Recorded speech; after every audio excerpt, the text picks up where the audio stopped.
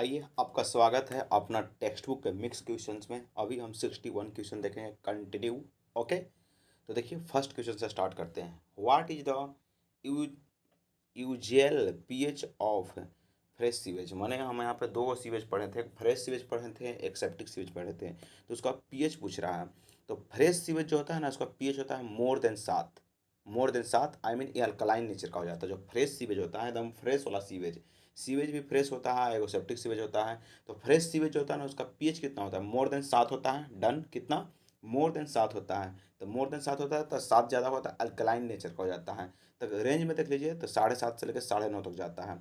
अब septic sewage होता है तो उसका 7 से कम होता है पीएच, तो एसिडिक नेचर का हो जाता है। तो इसका रेंज कितना होगा? 6.5 से लेकर 4.5 तक। ओके, यहाँ पे दो क्वेश्चन देख लिए हैं, आगे बढ़ते हैं। Dowel bar in concrete pavement are placed. जो डोवेल बार से होता है, जो कंक्रीट पेवमेंट में कहाँ यूज किया जाता है? तो longitudinal direction of the traffic, traffic का जो लॉन्गिट्यूडनल डायरेक्शन होता है ना, उसी में डोवेल बार्स का यूज करते हैं। ओके, आगे चलिए। What is the modulus of rigidity if the volume of modulus of elasticity 200 and Poisson ratio इतना? तो इस तरह के क्वेश्चन में आप देखिए कि रिलेशन किसके किस में हो रहा है। तो कह रहा है what will be the modulus of rigidity. Modulus of rigidity पूछ रहा है if the model volume volume of modulus of elasticity, modulus of elasticity दिया हुआ है और पॉइजन रेशियो दिया हुआ है, और पूछ रहा है मॉडुलस ऑफ रिजिडिटी। तो देखिए इसमें एक रिलेशन होता है जो बताया गया है, इधर देखिए सॉल्यूशन में। तो इसमें होता है ना कि मॉडुलस ऑफ इलास्टिसिटी जो है ना सो, और मतलब उसमें रिलेशन, और मॉडुलस ऑफ मतलब modulus of rigidity, modulus of elasticity और मॉडुलस ऑफ रिजिडिटी और पॉइजन रेशियो, इसमें रिलेशन रहेगा। तो मॉडुलस ऑफ रिजिडिटी आ गया तो कह रहे हैं तो इसके लिए 2g × 1 + म्यू हो जाएगा। म्यू पॉइजन रेशियो उसको यहाँ भी कर दिया है तो म्यू हो जाएगा।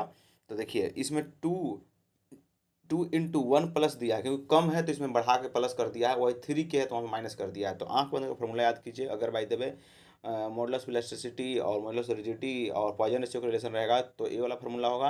यहाँ पे मॉडुलस रिजिडिटी नहीं, बल्क मॉडुलस के रहेगा तो ए फार्मूला हो जाएगा। तो देखिए मॉडुलस इलास्टिसिटी बराबर मॉडुलस रिजिडिटी के लिए तो 2g × 1 + म्यू, वही कह देगा मॉडुलस इलास्टिसिटी। तो 3 के इंटू में 1 + 3 के वहाँ पे 3 के हो गया, इंटू में 1 + 1 + इसमें होगा नहीं, इसमें माइनस होगा, 3 के बहुत ज़्यादा है तो घटाइएगा।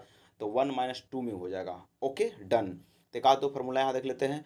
मॉडुलस है यंग मॉडुलस ऑफ रिजिडिटी का फार्मूला क्या होता है? Stress to the strain. Stress ऊपर होता है, ऊपर से फोर्स लगाता है, कोई भी देखते हैं ऊपर से फोर्स लगता है, नीचे स्ट्रेन हो जाता है, तो स्ट्रेस टू द स्ट्रेन होता है मॉडुलस ऑफ रिजिडिटी का formula. Share modulus of the rigidity, इसके लिए फार्मूला क्या होता है? मॉडुलस ऑफ रिजिडिटी सिर्फ बोला, फिर शेयर मॉडुलस अलग होता है। तो मॉडुलस ऑफ रिजिडिटी पूछेगा तो stress to the strain, shear modulus of rigidity कहेगा तो shear stress to the shear strain. Okay, अब पॉइजन रेशियो का फार्मूला तो lateral strain to longitudinal strain. हम बताए थे कोई अगर गांव देहात में कोई जहर खाते हैं तो पहले लेटर आता है, तो पॉइजन की बात हो रहा है तो लेटता है, तो लेटरल स्ट्रेन तो उसको हॉस्पिटल लेता है तो लॉन्गिट्यूडिनल, तो lateral strain to longitudinal strain.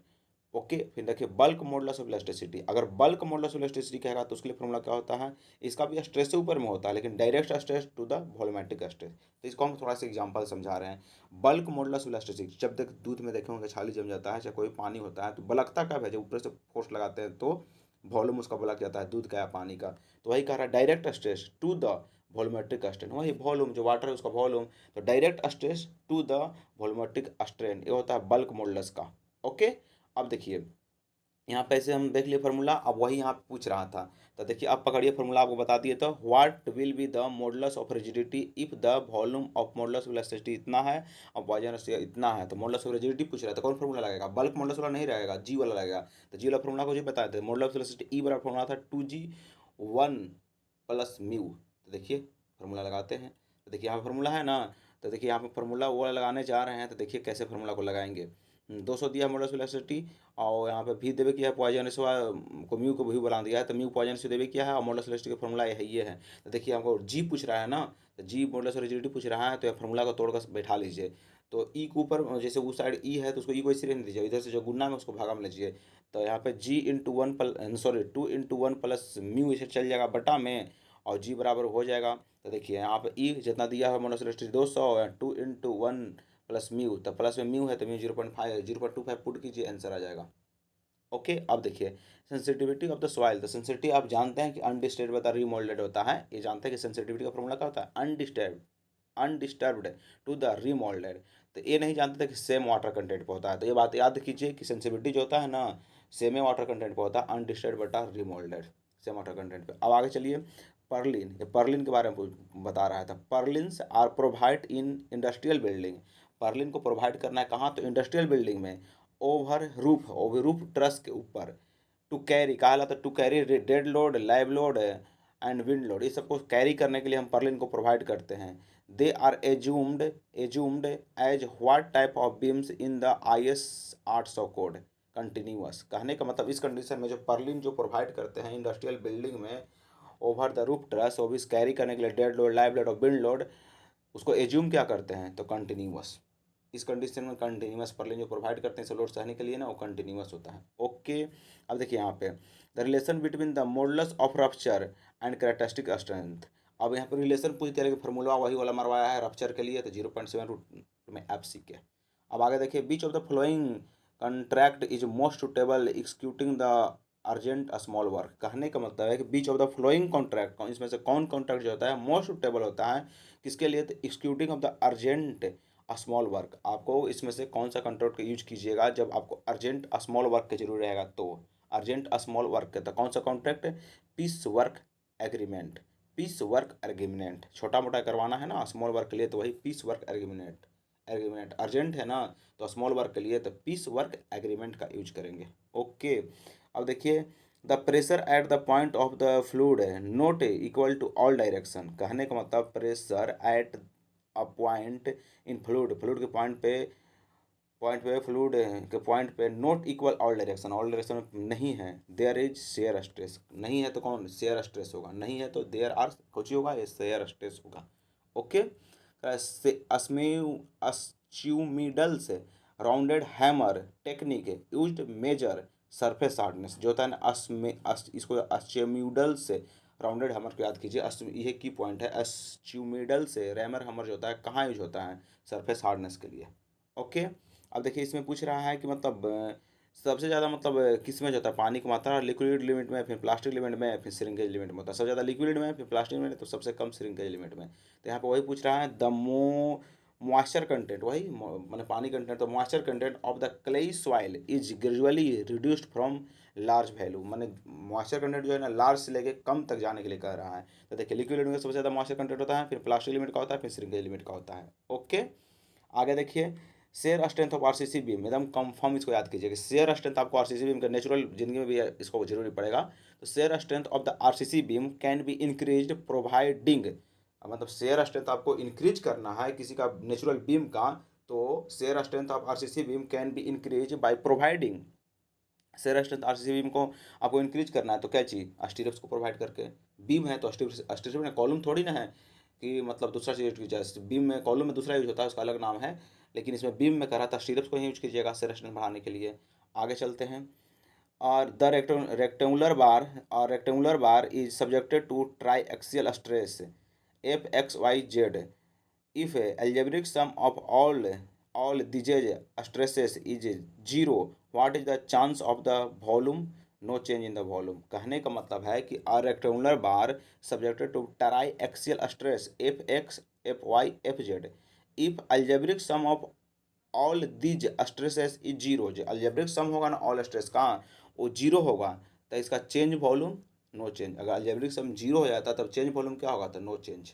Okay, तो कह रहा है zenith is a point on the celestial sphere, माने जेनिथ को पॉइंट है on a celestial sphere just above the observation station. कहने का जेनिथ को पॉइंट हो जाता है जो celestial sphere just above the observation.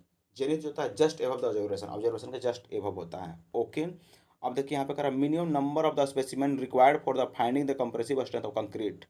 Specimen पूछ दिया कि मिनिमम कितना स्पेसिमेन होगा, तो स्पेसिमेन एस जैसे नहीं होता है तो 3 होगा। कंप्रेसिव स्ट्रेंथ के लिए मिनिमम कितना स्पेसिमेन, मिनिमम पूछा है, मिनिमम स्पेसिमेन कितना होता है कंप्रेसिव स्ट्रेंथ के लिए 3। अब आगे देखिए in RCC slabs having effective depth equal to 100 mm, जो इफेक्टिव डेप्थ होता है ना RCC स्लैब का बोल रहे हैं हम, बात करें किसका, स्लैब का, 100 mm है। तो maximum spacing main reinforcement should not be greater than, तो 300 mm बोल रहा है। देखिए यहाँ पे सॉल्व करते हैं। यहाँ पे 2 कंडीशन दिया हुआ है। तो देखिए कह रहा है कि in horizontal distance between the parallel main reinforcement bar should not be greater than, कहने मतलब पैरेलल रेनफोर्समेंट बार होता है ना स्टीरअप्स में, किससे ज़्यादा नहीं होना चाहिए, तो 3 टाइम्स ऑफ इफेक्टिव डेप्थ से ज़्यादा नहीं होना चाहिए, तो 300 mm से ज़्यादा नहीं होना चाहिए। तो 3 टाइम्स इफेक्टिव डेप्थ बोला ना, तो यहाँ पे देखिए 3 टाइम्स 100 mm देवे क्या इफेक्टिव है, तो 3 टाइम्स से ज़्यादा नहीं होना चाहिए, तो 300 से ज़्यादा नहीं होना चाहिए। ऐसे ही बोलेगा डायरेक्टली तो 300 से ज़्यादा नहीं होना चाहिए। ओके। अब कर रहा है कि horizontal distance between the parallel reinforcement, जैसे अभी देखे ना कि horizontal distance parallel reinforcement slab में, उसी तरह से कह रहा है कि पैरेलल रेनफोर्समेंट का स्पेस जो होता है तो किस कंडीशन में, तो श्रिंकेज और temperature provide against shrinkage, provide करना है against shrinkage and temperature, shrinkage and temperature, shrinkage भी प्रोवाइड करना है और टेम्परेचर प्रोवाइड करना है। तो shall not be more than, किससे ज़्यादा नहीं होना चाहिए, shall not be more than, तो यह 5 टाइम्स इफेक्टिव डेप्थ।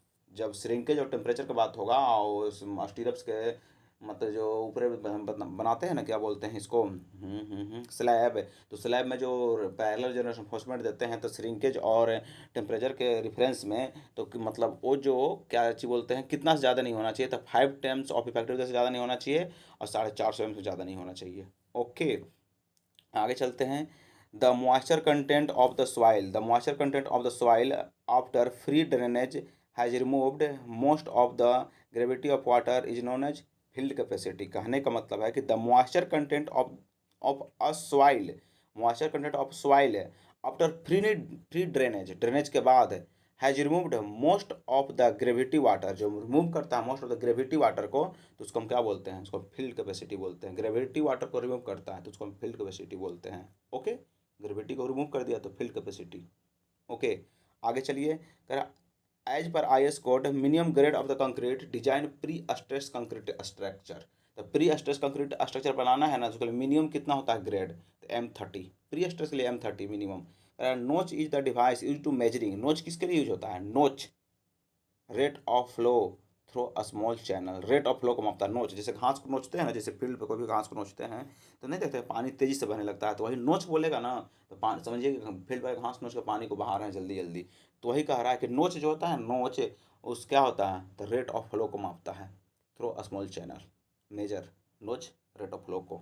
ओके, अब यहाँ पे देखिए शिफ्ट कर्व का फॉर्मूला आप पढ़े होंगे ट्रांसपोर्टेशन में कि LS, एल स्मॉल छोटा सा एस मैंने LS जो होता है, एल जो होता है ना लेंथ ऑफ ट्रांजिशन कर्व होता है, तो L स्क्वायर बट्टा में 24R, आर जो होता है रेडियस होता है। देखिए क्वेश्चन है द शिफ्ट कर्व, शिफ्ट 4 है 100 metre transition curve and radius इतना, तो वही शिफ्ट पूछ रहा था। शिफ्ट के लिए फॉर्मूला क्या था, L स्क्वायर और 24R।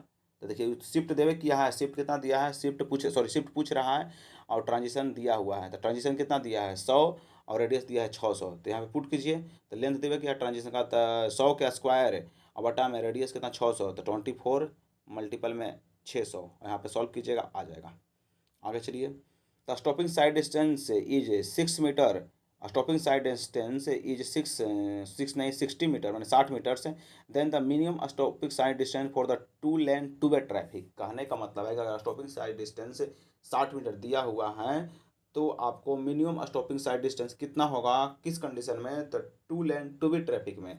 तो टू लेन और टू वे ट्रैफिक कहेगा तो सेम हो जाएगा। देखिए आगे बताते हैं सॉल्यूशन में, कहेगा minimum stopping sight distance for to lane two way traffic, तो स्टॉपिंग साइड डिस्टेंस सेम हो जाएगा। अगर by the stopping sight distance दिया है ना 60 मीटर, और उसी कंडीशन में कहेगा आपसे कि अगर by the two lane two way traffic है तो उसको में क्या होगा 60 दिया है तो स्टॉपिंग साइड डिस्टेंस क्या होगा इस कंडीशन में टू लेन टू वे में तो सेम हो जाएगा। लेकिन अगर बाई द वे कह देगा for single lane two way traffic तो 2 times of stopping sight distance हो जाएगा। तो यही कन्फर्म करना है कि अगर बाई द वे इस तरह से कंडीशन है तो to lane two way traffic बोलेगा तो स्टॉपिंग साइड जितना दिया उतना ही हो जाएगा, लेकिन कहेगा कि स्टॉपिंग साइड डिस्टेंस मेरा इतना है और मुझे single lane two way traffic चाहिए, single lane two way traffic तो 2 times of stopping sight distance हो जाएगा। ओके, यहाँ पे देखिए और rectangular channel section critical depth इतना है, स्पेसिफिक एनर्जी और क्रिटिकल डेप्थ, यहाँ पे देखिए इसका सॉल्यूशन होगा। देखिए अब क्वेश्चन को फिर से पढ़िए। और रेक्टेंगुलर चैनल सेक्शन, एक रेक्टेंगुलर चैनल सेक्शन है जिसका क्रिटिकल डेप्थ इतना दिया हुआ है और स्पेसिफिक एनर्जी क्रिटिकल डेप्थ पूछ रहा है, स्पेसिफिक एनर्जी पूछ रहा है क्रिटिकल डेप्थ पे और रेक्टेंगुलर बोला है। तो देखिए यहाँ पे सेक्शन रहेगा, रेक्टेंगुलर होगा, ट्रेंगुलर होगा, पैराबोलिक होगा। तो पहले है रेक्टेंगुलर, फिर होगा ट्रेंगुलर, फिर होगा पैराबोलिक। और पूछेगा क्रिटिकल स्पेसिफिक एनर्जी। और वाई सी जो है ना, वाई सी वो क्रिटिकल डेप्थवा है। अगर रेक्टेंगुलर बोलेगा तो 3/2 वाई सी हो जाएगा, तो उसको मल्टीपल क्रिटिकल डेप्थ से कर देंगे। ट्रेंगुलर बोलेगा तो उसको 5/4 होगा। रेक्टेंगुलर को 3/2 मैंने ऊपर जितना रखो उससे नीचे कम, तो रेक्टेंगुलर का रेक्टेंगुलर 3/2, ट्रेंगुलर का 4/3, और पैराबोलिक का नहीं, ट्रेंगल जो है ना, ट्रेंगल ट्रेंगल टाइप का, उसको 5/4 है। ट्रेंगल का ट्रेंगल टी जैसा 4 होता है ना, तो नीचे 4 जाएगा, तो ट्रेंगल तो 5/4 हो जाता है वाई सी। पैराबोलिक का 4/3 हो जाता है, वाई सी डेप्थवा हो जाता है। तो आंख बंद करके रिपीट कीजिए कि क्रिटिकल डेप्थ ऑफ एनर्जी पूछेगा रेक्टेंगुलर का तो 3/4, ट्रेंगुलर पूछेगा तो 5/4, पैराबोलिक पूछेगा तो 4/3, और वाई सी सब में हो जाएगा। तो वाई सी का तो डेप्थवा हो जाता है। तो इसमें देखिए कितना डेप्थवा दिया था, इसमें डूब दिया था डेप्थवा। तो उसमें देखिए यहाँ कुछ बता रेक्टेंगुलर क्रिटिकल स्पेसिफिक एनर्जी है किसके लिए, रेक्टेंगुलर के लिए, तो 3/2 मल्टीपल में वाई सी, तो वाई सी जो होता है ना 2 हो जाता है, तो 2 कट गया तो 3 मीटर हो जाता है। ओके, अब देखिए which of the following curve is generally preferred to connect two line meeting the very small angles. माने स्मॉल एंगल पे मिला रहे हैं ना, टू लाइन मिल रहा है बहुत स्मॉल एंगल पे, तो उसको रिवर्स कर बोलते हैं। ठीक है, अब देखिए hydrostatic force on a plane submerge surface. Hydrostatic force पूछ रहा है, वो भी प्लेन सबमर्ज सरफेस पे रिमेन्स सेम होगा no matter how to surface turned long and centroid unalter unaltered. कहने का मतलब है ना कि हाइड्रोस्टैटिक फोर्स जो होता है ना, रिमेन्स सेम होता है, वो मैटर नहीं करता है कि कैसे आपका टर्न कर रहा है, वो उस पर जो सरफेस है कैसे टर्न कर उस पर डिपेंड नहीं करता, हाइड्रोस्टैटिक सेम हो जाता है। ठीक है, आगे चलिए। The diameter of the longitudinal bars RCC column से पूछ रहा है, नोट लेस देन, कॉलम्स का पूछ रहा है डायमीटर नोट लेस देन। तो इसमें 3 कंडीशन याद करना होगा। पहले तो गड़बड़ होती थी, लेकिन 3 कंडीशन याद कीजिए। अगर भाई जब परसेंटेज पूछेगा तो 0.8 से कम नहीं होना चाहिए, और 0.8 एवं नहीं, 0% पूछेगा तो 0.8% से कम नहीं होना चाहिए कॉलम का डायमीटर। अगर भाई तो वही परसेंटेज मैक्सिमम पूछेगा तो 6% से ज़्यादा नहीं होना चाहिए, लेकिन एमएम पूछेगा तो 12 mm से ज़्यादा नहीं होना चाहिए। तो यहाँ वही एमएम पूछ रहा है। Diameter of longitudinal bars RCC column should not less then 12 mm। और वही पूछेगा परसेंटेज में, तो 0.8% से कम नहीं होना चाहिए और 6% से ज़्यादा नहीं होना चाहिए। वही बात यहाँ बताया गया है। और वो जो स्पेसिंग होगा ना कॉलमुआ के बीच स्पेसिंग, तो 300 mm होना चाहिए। Okay, not less than 300 mm। Chain survey following lines are use. Chain survey में कौन कौन सा लाइन का यूज करते हैं, एक दिन पूछा गया था कि कौन कौन से इंस्ट्रूमेंट यूज करते हैं, आज पूछ दिया है कि कौन कौन से लाइन यूज कर सकते हैं। तो पहले तो बेस लाइन होबे करेगा, कहा फील्ड में चिन्ह होना पाएगा तो बेस लाइन होबे करेगा, और उसको चेकरूसी चेक करने के लिए चेक लाइन भी होगा, और जहाँ तहाँ से खींच दीजिएगा तो टाई लाइन भी होगा। तो कौन कौन, बेस लाइन, एक्यूरेसी चेक करने के लिए चेक लाइन, उसके बाद टाई लाइन, तीनों होता है आपको चैन सर्वे में, base line, check line, tie line. Okay, आगे चलिए। The specific speed of the pump, इसके लिए फार्मूला क्या होता है। स्पीड बोल रहे हैं, स्पेसिफिक स्पीड बोल रहे हैं, तो डिस्चार्ज पर होबे करेगा एन रूट में क्यू बटा में एच के पावर 3/4, ए हो जाता है specific speed of pump. Specific speed of pump क्या होता है, पंपवा का स्पीड। तो स्पेसिफिक स्पीड ऑफ पंप क्या हो जाता है, जो पंप होता है ना उसका स्पेसिफिक स्पीड ऑफ पंप क्या हो जाता है, स्पेसिफिक स्पीड ऑफ पंप क्या हो जाता है, तो एन रूट में क्यू एच के पावर 3/4। ओके, आगे चलिए। देखिए इसमें कहा गया है 2 पॉइंट इसमें इंपॉर्टेंट है, और भी design strength of concrete flexure compression. आपसे पूछेगा डिजाइन स्ट्रेंथ ऑफ कंक्रीट, फिर पूछेगा डिजाइन स्ट्रेंथ ऑफ स्टील। तो डिजाइन स्ट्रेंथ ऑफ कंक्रीट पूछेगा तो क्या होगा, डिजाइन स्ट्रेंथ ऑफ स्टील पूछेगा तो क्या होगा। तो डिजाइन जहाँ पे लगाते हैं वहाँ पे फैक्टर ऑफ सेफ्टी जरूर लगता है। तो देखिए डिजाइन स्ट्रेंथ ऑफ कंक्रीट से शुरू करते हैं, तो 0.67 बटा में पार्शियल फैक्टर ऑफ सेफ्टी, बोले थे फैक्टर ऑफ सेफ्टी लगेगा, तो 0.67 बटा में कंक्रीट का फैक्टर ऑफ सेफ्टी आप जानते हैं कि 1.5 हो जाता है। तो डायरेक्ट आप कह सकते हैं डिजाइन स्ट्रेंथ ऑफ कंक्रीट कितना होता है ओ, तो क्या 0.67 एफ सी के, 0.67 एफ सी के बट्टा में 1.5 कंक्रीट का, 0.67 एफ सी के बट्टा में 1.5 डिजाइन स्ट्रेंथ ऑफ कंक्रीट हो गया। अब डिजाइन स्ट्रेंथ ऑफ स्टील पूछेगा तो इसमें क्या होगा, तो आप जानते हैं कि इसमें भी पार्शियल फैक्टर सेफ्टी लगेगा, तो इसमें इल्ड स्ट्रेंथ स्टील रहेगा, तो इल्ड स्ट्रेंथ टू द 1.15 हो जाएगा। डिजाइन स्ट्रेंथ ऑफ स्टील पूछेगा तो इल्ड स्ट्रेंथ बट्टा में 1.15 हो जाएगा। Okay, partial factor of safety जो होता है स्टील के लिए 1.15 होता है, कंक्रीट के लिए 1.5 हो जाता है। आगे चलिए। Timber can be made responsible fire resistance. अगर बाय द वे टिम्बर को बनाना है फायर रेजिस्टेंस, तो soaking it is ammonium sulphate, इसको सॉकिंग करेंगे एल्युमिनियम सल्फेट से, तब आपको टिम्बर आपका फायर रेजिस्टेंट बनेगा। एल्युमिनियम सल्फेट से किसको फायर रेजिस्टेंट बनाना टिम्बर को ना, तो सॉकिंग एल्युमिनियम सल्फेट। ठीक है, और एगो सर एबल प्रोसेस भी होता है। तो यहाँ पे देखिए, यहाँ पर बताते हैं आपको फायर रेजिस्टेंट टिम्बर को बनाना है तो क्या क्या करेंगे। The fire resistance of timber can be enhanced करना है, इन्हांस करना है फायर रेजिस्टेंस में बाई फोस्फोएट ऑफ एल्युमिनियम। अगर इन्हांस करना है तो किसके द्वारा करेंगे, फॉस्फोट्स ऑफ एल्युमिनियम द्वारा करेंगे, और मिक्सचर ऑफ एल्युमिनिया करेंगे, फास्फोट ऑफ एल्युमिनिया का यूज करेंगे, मिक्सचर ऑफ एल्युमिनिया करेंगे, मिक्सचर ऑफ एल्युमिनिया फास्फोट करेंगे। पहले तो फास्फोट ऑफ अमोनिया करेंगे। अगर भाई जब फायर रेजिस्टेंस आपको बनाना है टिम्बर को तो क्या करेंगे, पहला काम, पहला करेंगे फास्फोट्स ऑफ अमोनिया, फिर करेंगे a mixture of ammonium phosphates and ammonium sulphates. क्या क्या, तो पहले फास्फोट्स ऑफ अमोनिया का यूज करेंगे, फास्फोट ऑफ अमोनिया का यूज करेंगे, फिर मिक्सचर ऑफ अमोनिया फास्फोट्स का यूज करेंगे एंड अमोनिया सल्फेट का यूज करेंगे, फिर bauxite borax and boric acid का भी यूज करेंगे, और सोडियम एसरेटनेट का यूज करेंगे। ये सर, और बाकी ये सब हो गया, बाकी सर एबल प्रोसेस भी होता है। ठीक है, आगे चलिए। ये बहुत नॉर्मल क्वेश्चन था आई सेक्शन से। तो आई सेक्शन में पूछा जाता है ना कि मैक्सिमम इसमें कहाँ शेयर स्ट्रेस कहाँ होता है, तो न्यूट्रल एक्सिस पर मैक्सिमम शेयर स्ट्रेस होता है, और मिनिमम शेयर स्ट्रेस कहाँ होता है, तो आउटर पर मिनिमम शेयर स्ट्रेस होता है, मैक्सिमम सेंटर पर शेयर स्ट्रेस होता है। ऐसे भी देखिए कोई फोर्स लगाते हैं तो मैक्सिमम आंख बंद करके ध्यान लगे कहाँ लगाते हैं, तो सेंटर पे लगाते हैं ना। तो शेयर स्ट्रेस कहाँ ज़्यादा होता है, सेंटर पे, और आउटर पे कम हो जाता है। और टेंशन बोला जाए तो आउटर पर टेंशन ज़्यादा होता है और सेंटर पर टेंशन कम होता है। तो वही यहाँ पर देख लीजिए लिखा हुआ है, maximum shear stress at the neutral axis. हाँ, maximum shear stress neutral axis, bending stress will be zero neutral axis. चलिए हम कंटिन्यू करते हैं। यहाँ पे पूछा रहा था आई सेक्शन जो होता है ना उसमें मैक्सिमम शेयर स्ट्रेस कहाँ होता है और बेंडिंग स्ट्रेस कहाँ होता है। तब मैक्सिमम शेयर स्ट्रेस पूछेगा तो न्यूट्रल एक्सिस पे हो जाएगा, ओके। और मैक्सिमम बेंडिंग स्ट्रेस पूछेगा तो आउटर पे हो जाता है, टॉप और बॉटम पे हो जाता है। तो वही कह रहा है कि maximum shear stress at the neutral axis, okay. और बेंडिंग स्ट्रेस जीरो कहाँ होता है, तो न्यूट्रल जहाँ पे शेयर स्ट्रेस ज़्यादा होगा ना वहाँ पे बेंडिंग स्ट्रेस जीरो हो जाएगा। और मैक्सिमम बेंडिंग स्ट्रेस कहाँ होगा, तो टॉप और बॉटम पे, ओके। अब आगे देखते हैं। In a symmetrical I section beam bending stress is maximum. तो बेंडिंग स्ट्रेस कहाँ मैक्सिमम बताएं हम आपको, टॉप और बॉटम पे। और शेयर स्ट्रेस कहाँ बोले मैक्सिमम, सेंटर पे। चलिए, with with in the elastic limit material modulus of elasticity is the ratio of. कहने का मतलब स्ट्रेस टू स्ट्रेन। पीछे हम बताए थे भी जस्ट कि elastic limit material modulus of elasticity stress to strain होता है। मॉडुलस ऑफ इलास्टिसिटी बोलवे किए थे, इलास्टिसिटी जब इलास्टिक जो होता है तो पहले स्ट्रेस ना लगता है। तो मॉडुलस ऑफ इलास्टिसिटी का फॉर्मूला क्या होता है, स्ट्रेस टू स्ट्रेन हो जाता है, स्ट्रेस टू स्ट्रेन होता है, ओके। अब देखिए यहाँ पे which of the following terms represent the torque that produced a twist of one radian in a shaft of unit length, उसको बोलते हैं टेंजुरल टॉर्जनल रिजिडिटी बोलते हैं, टॉर्जनल रिजिडिटी बोलते हैं।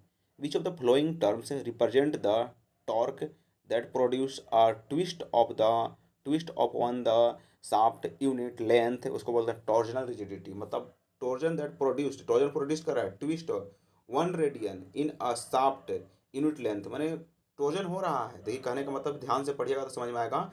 Torque that produced a twist one radian, twist हो रहा है one radian a shaft of unit length में उसको बोलते हैं टॉर्जनल रिजिडिटी, ओके। आगे देखिए, आ गया इसमें कुछ ही है कि मतलब वाटर कंटेंट जो निकालते हैं ना उसके लिए जो उतना भी मेथड होता है ना वो मेथड है। तो पहले तो मेथड में पूछ देता है कि इनमें से कौन सा मेथड है जो वाटर कंटेंट निकालने में यूज होता है। तो वो पहले होता है ओवन ड्राई मेथड, आँख बंद कीजिए, पहला ओवन ड्राई मेथड। फिर पिक्नोमीटर मेथड होता है, फिर सैड बाथ मेथड होता है, फिर टोर्जन बैलेंस मेथड होता है, फिर कैल्शियम कार्बाइड मेथड होता है, फिर अल्कोहल मेथड होता है, फिर रेडियन मेथड हो जाता है। इतना सारा मेथड होता है। पहले ओवन ड्राई मेथड होता है, किसके लिए होता है, याद कीजिए, वाटर कंटेंट निकालने के लिए। पिक्नोमीटर वाटर कंटेंट निकालने के लिए, sand bath method water content निकालने के लिए, टोरजन बैलेंस मेथड वाटर कंटेंट निकालने के लिए, calcium carbide method water content के लिए, अल्कोहल मेथड ये भी वाटर कंटेंट के लिए, रेडिएशन मेथड ये भी उसी के लिए। तो ओवन ड्राई मेथड होता है ना मोस्ट एक्यूरेट मेथड है वाटर कंटेंट निकालने के लिए। और पिक्नोमीटर जो होता है कोहेजन लेस सॉइल के लिए होता है। तो आपसे डायरेक्ट पूछ सकता है कि वाटर कंटेंट निकालने के लिए सबसे बढ़िया मेथड ओवन ड्राई मेथड, और कोहेजन लेस सॉइल के लिए pycnometer method.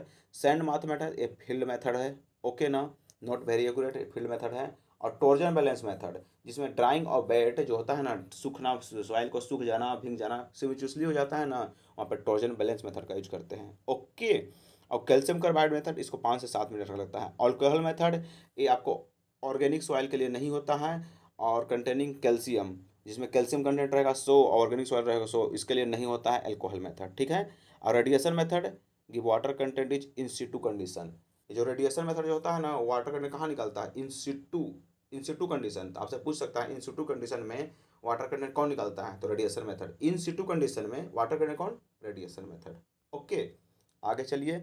A soil sample which specific gravity solids 3 has mass specific gravity 2, assume soil perfectly dry, determine the void ratio. कहने का मतलब है कि यहाँ पे मास स्पेसिफिक ग्रेविटी से एक रिलेट करके देता है। तो मास स्पेसिफिक ग्रेविटी ऑफ सॉलिड 3 दिया है, sorry, soil sample specific gravity of solids 3 दिया है, मास स्पेसिफिक ग्रेविटी 2 दिया है, assume specific gravity, assume soil perfectly dry, determine the void ratio. Perfectly dry है तो वॉइड रेशियो पूछ रहा है। तो यहाँ पे मास स्पेसिफिक ग्रेविटी का फॉर्मूला जो तोड़ के बनाया गया है उसी को याद कीजिए। मास स्पेसिफिक ग्रेविटी का फॉर्मूला होता है स्पेसिफिक ग्रेविटी बटा 1 + ई। मास स्पेसिफिक ग्रेविटी का फॉर्मूला होता है स्पेसिफिक ग्रेविटी बटा में 1 + ई, इससे बनेगा। तो मास स्पेसिफिक ग्रेविटी का फॉर्मूला हो ही गया। तो मास स्पेसिफिक ग्रेविटी कितना दिया हुआ है, देखिए गिवन डाटा में होगा। मास स्पेसिफिक ग्रेविटी 2 दिया हुआ है, अब स्पेसिफिक ग्रेविटी कितना 3 दिया हुआ है, वॉइड से पूछ रहा है तो बटा में 1 + ई है, ये है। और इसको इधर से इधर करके सॉल्व कर लीजिए, आ जाएगा। आगे देखिए, which of the following four four is not method of valuation open land. कहने का मतलब which of the following four not method of valuation of open land. Open land के लिए कौन सा वैल्यूएशन नहीं किया जाता है, देखिए पहला तो है कंपैरेटिव मेथड होता है, अब्स्ट्रैक्टिव मेथड होता है, ब्लेटिंग मेथड होता है, लेकिन प्रोग्रेशन मेथड से नहीं होता है वैल्यूएशन। तो 4 गो मेथड है, उसमें से किसके नहीं होता है, प्रोग्रेशन मेथड से नहीं होता है valuation of open land. Comparative method होता है, कंपेयर करने के लिए कंपैरेटिव मेथड होता है ओपन लैंड के लिए, लेकिन अब्स्ट्रैक्टिव मेथड से होता है, लेकिन बेल्टिंग मेथड से होता है, लेकिन एक से नहीं होता है, और प्रोग्रेशन मेथड से नहीं होता है। ओके, आगे देखिए, soil sample tested in plasticity index. अगर by the way plasticity index test कर रहा है तो उसमें प्लास्टिसिटी 21 आ गया तो कैसा ही सॉइल हो जाएगा, तो हाई प्लास्टिक, इसको याद कीजिए यहाँ पे।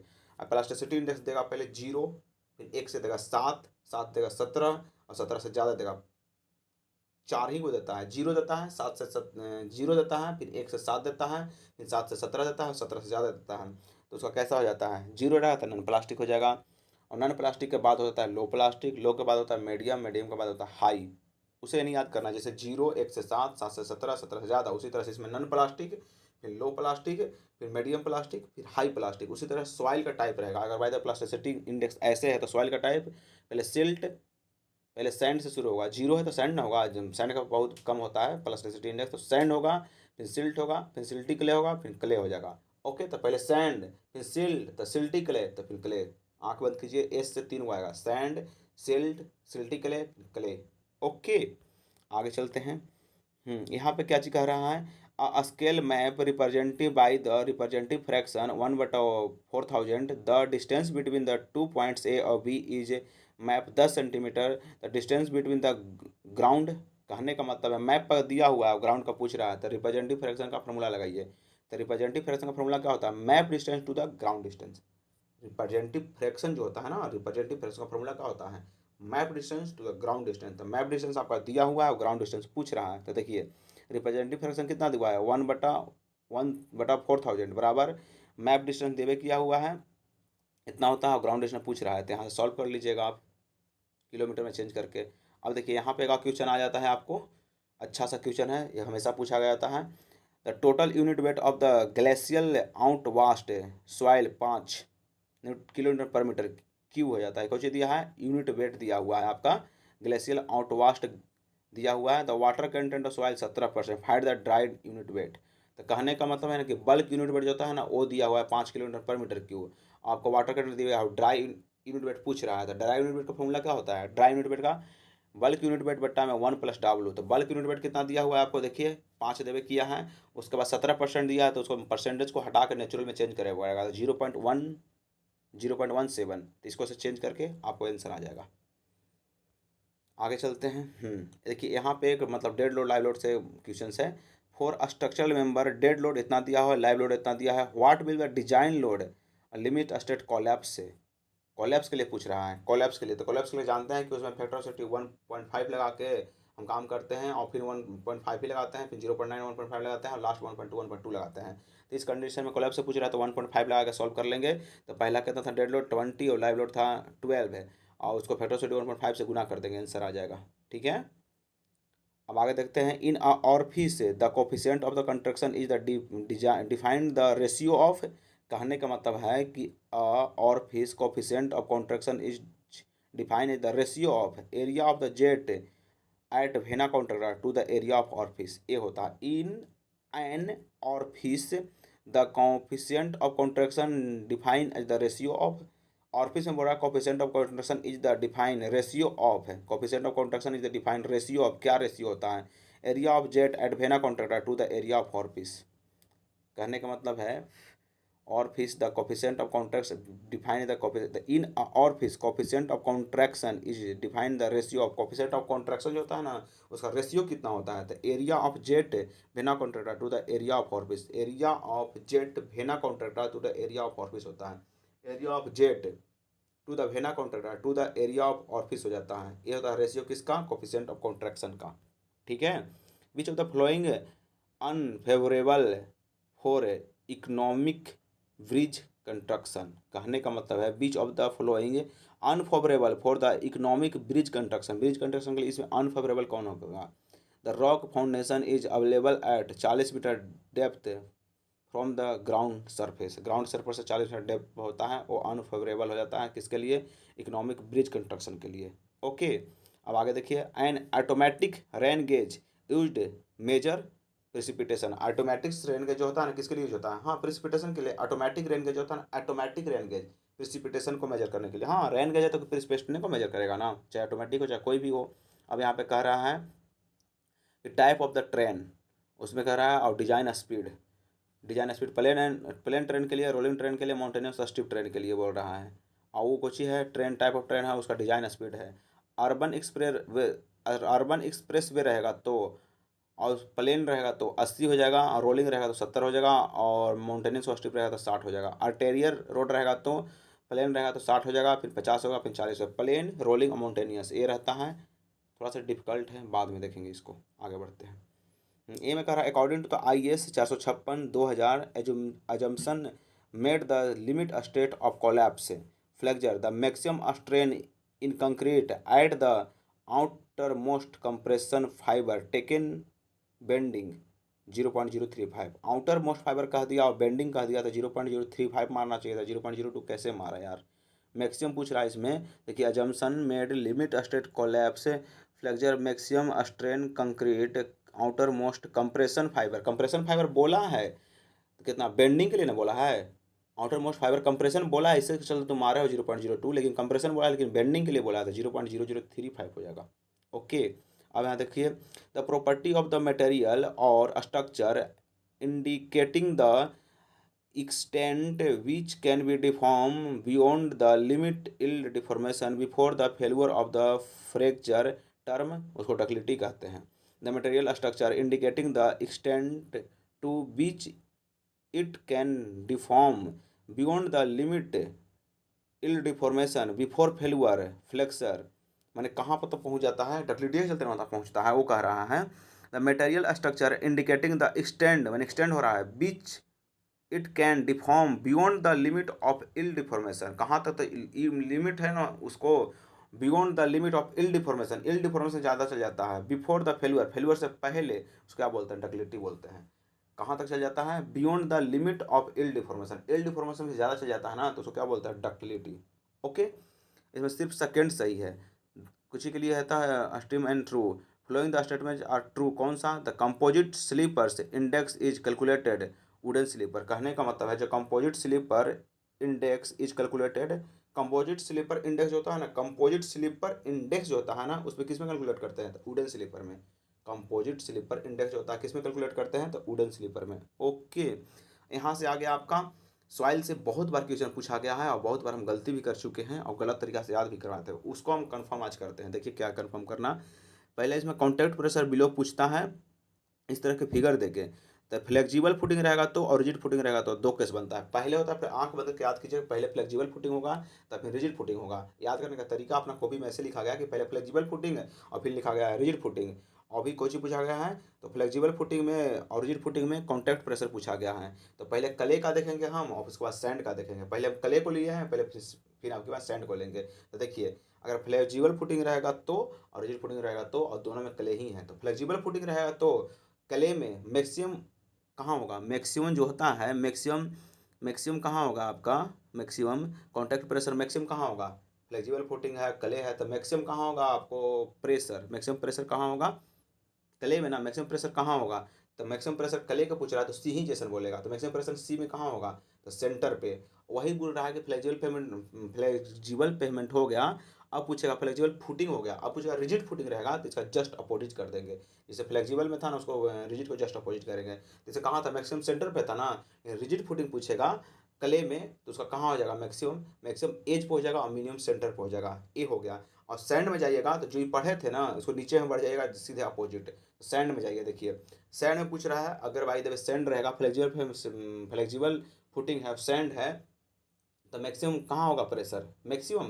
देखिए ऊपर को चीज पढ़े थे कि मैक्सिमम सेंटर पे था ना, तो इसमें कहाँ हो जाएगा, मैक्सिमम एज पे हो जाएगा, ऊपर जो था उसका जस्ट अपोजिट। अब देखिए रिजिड रिजिड फुटिंग में जाइएगा तो वहाँ का जो था मैक्सिमम कहाँ था, एज पे, तो उसका मैक्सिमम हो जाएगा सेंटर पे। ओके, सो आपको कंफर्म हो चुका। चलिए 61 के 61 question. So love you, thank you. अब मिलेंगे कल से अलग कुछ करने में।